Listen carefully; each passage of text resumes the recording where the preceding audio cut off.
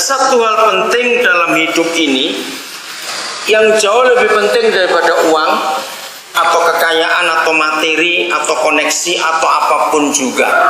Itu munculnya dari dalam kita, itu bukan dari luar. Nah, kalau orang tidak memiliki hal ini, pasti dia tidak akan pernah punya kerinduan untuk maju dalam hidup. Kalau saudara pernah dengar kata apatis, siapa bisa punya kalimat lain? Apatis itu apa? Apatis, saya cepat. Tawar hati, tidak peduli. Bukan. Iya, hampir sama. Tapi kalimatnya mudah menyerah. Iya, tidak berani dengan tantangan.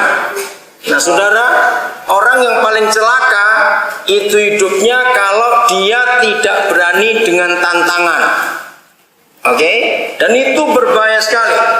Orang yang tidak berani dengan tantangan, jangan nanti kamu saksi. Karena papi bicara ini, kenapa kamu jadi penjual bawang, itu penting sekali untuk tahu. Ya. Orang yang tidak berani dengan tantangan dalam hidup, orang itu pasti jadi orang yang gagal. Ya. Orang yang takut menghadapi fakta adalah orang yang apatis, orang yang pesimis. Orang yang tidak berani menghadapi kenyataan dalam hidup, ya selalu menghindar, itu orang sangat celaka dalam hidup. Nah, bagaimana caranya supaya kita tidak apatis?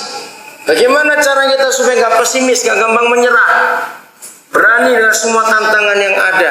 Bukan untuk sombong, bukan nekat. Beda dengan nekat loh ya. Beda. Kalau nekat itu bodoh betul. Tapi ini bukan nekat. Ada satu dorongan dalam kehidupan. Nah, itu namanya motivasi. Catat itu baik-baik. Motivasi itu adalah modal yang paling besar dalam hidup seorang manusia. Motivasi. Orang yang nggak punya motivasi hidup, jadi apatis, jadi pesimis, malas bangun, maunya tidur saja, dan hobinya suka nyalakan orang, dan banyak hal yang lain lagi. Kenapa? Karena nggak punya motivasi. Nah, motivasi itu satu kekuatan dari dalam yang mendorong kita untuk mengerjakan apa saja. Saudara, orang yang punya motivasi kuat dalam dirinya, masalah, tantangan, kesulitan itu tidak akan jadi penghalang buat dia. Kira-kira ya atau tidak? Nah, ini yang paling gampang untuk digambarkan adalah orang sedang jatuh cinta. Enggak ada yang ngamen. Betul, orang yang sedang jatuh cinta, itu motivasinya luar biasa. Orang yang paling optimis dalam hidup adalah orang sedang jatuh cinta. Saya juga menemukan orang yang paling kreatif dalam hidup adalah orang yang sedang jatuh cinta, pacar ulang tahun lagi gak punya duit. Itu sangat kreatif. Katakan amin. Pernah merenungkan itu enggak? Saya ulangi lagi baik-baik.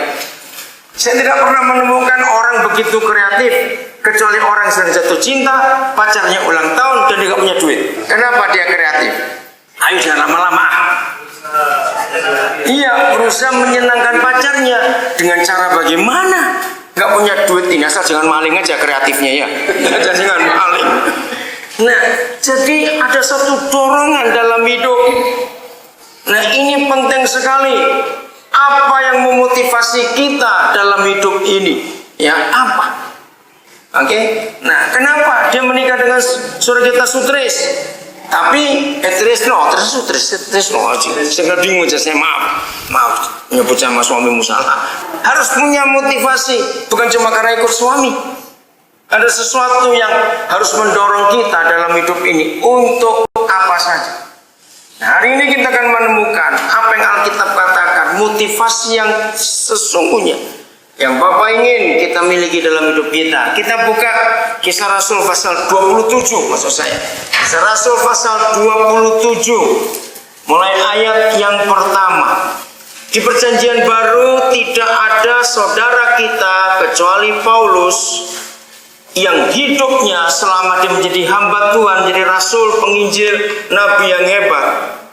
Lebih daripada separuh hidupnya ada di penjara, saudara. Dan tidak ada yang lebih hebat dari dia soal penderitaan. Nah, saya kagum pada saudara Paulus ini. Kenapa?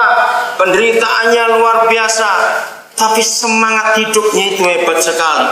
Nah ini penting sekali kita mengetahui motivasinya. Ayat 1 berbunyi demikian. Setelah diputuskan bahwa kami akan berlayar ke Italia. Wah, mendengar kata negara Italia, jangan bayangkan dia turis terus shopping, jangan bilangan begitu ya. Diputuskan kami akan berlayar ke Italia. Siapa memutuskan? Gubernur dengan permintaan kaisar. Maka Paulus dan beberapa orang apa? Nah, berarti dia tahanan juga tidak? Dia tahanan juga. Bayangkan, ke Italia. Dan beberapa orang tahanan lain diserahkan kepada seorang perwira yang bernama Julius dari pasukan kaisar. Ada seorang jenderal yang mengawal semua tahanan. Sebab ini disebut pasukan kaisar. Itu artinya ini tahanan-tahanan politik, bukan tahanan kriminal biasa. Maka itu seorang jenderal dari pasukan kaisar, bukan dari pasukan gubernur. Herodes gubernur wilayah itu pada zaman itu. Nah, kaisarnya di Roma. Jadi kalau sampai mereka dikawal oleh pengawal kaisar, berarti ini bukan tahanan biasa. Nah, apa yang membuat Paulus bisa begitu tegar dalam seluruh kehidupannya? Ini penting kita temui motivasi ini. Kami naik ke sebuah kapal dari Adramitium yang akan berangkat ke pelabuhan-pelabuhan di sepanjang pantai Asia. Jadi panjang perjalanannya. Lalu kami bertolak. Aristarchus, seorang Makedonia dari Tesalonika, menyertai kami. Coba saudara-saudara buka dulu 2 Korintus pasal yang ke-11. 2 Korintus pasal yang ke-11. Tolong bacakan dengan pelan-pelan mulai ayat yang ke-21 sampai ayat yang ke-29. Ya, silakan. Ayat 21 sampai 29. Silakan. Seringkali kita mendengar, contohnya di negara kita, semua pejabat, anggota MPR, DPR, menteri harus mendaftarkan kekayaan mereka. Kalau kita mendengar mengikuti upacara pemakaman, biasanya pasti dibacakan riwayat hidupnya, betul, jenjang karirnya, pengalamannya, banyak sekali. Tapi kita lihat Paulus, apa yang dia daftarkan? Tolong dibaca. Ayo cepat. Dengan sangat malu aku harus mengakui bahwa dalam hal semacam itu, mulai 23 sampai 29. Maaf. apakah mereka pelayan Kristus? Aku berkata seperti orang gila. Aku lebih lagi. Aku lebih banyak berjeri lelah, lebih sering di dalam penjara. Nah, perhatikan. Lebih sering dalam penjara, lebih banyak berjeri lelah. Terus. Didera di luar batas, kerap kali dalam bahaya maut. 5 kali aku disesak orang Yahudi, setiap kali 40 kurang 1 pukulan. 3 kali aku didera, 1 kali aku dilempari dengan batu, 3 kali mengalami karang kapal, sehari semalam aku terkatung-katung di tengah laut. Dalam perjalananku, aku sering diancam bahaya banjir dan bahaya penyamuk. Bahaya dari pihak orang-orang Yahudi dan dari pihak orang-orang bukan Yahudi. Bahaya di kota, bahaya di padang gurun, bahaya di tengah laut, dan bahaya dari pihak saudara-saudara palsu. Aku banyak berjeri lelah dan bekerja berat. Kerap kali aku tidak tidur, aku lapar dan dahaga. Kerap kali aku berpuasa, kedinginan dan tanpa pakaian. Dan dengan tidak menyebut banyak hal lain lagi. Ya, stop dulu. Perhatikan kalimat ini. Dengan tidak menyebut banyak hal lain lagi. Saudara bayangkan, sudah segitu banyak daftar penderitaannya. Itu belum semuanya. Dan dengan tidak menyebut banyak hal lain lagi, urusanku sehari-hari, yaitu untuk memelihara semua jemaat-jemaat. Ya. Jika ada orang merasa lemah, tidakkah aku turut merasa lemah? Jika ada orang tersandung, tidakkah hatiku hancur oleh duka cita?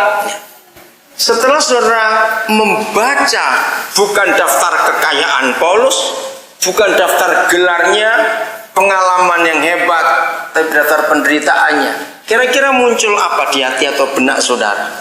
Coba jawab, muncul apa? Ada yang lebih dari dia? Atau berapa persennya berani ngomong kita? Dari semuanya itu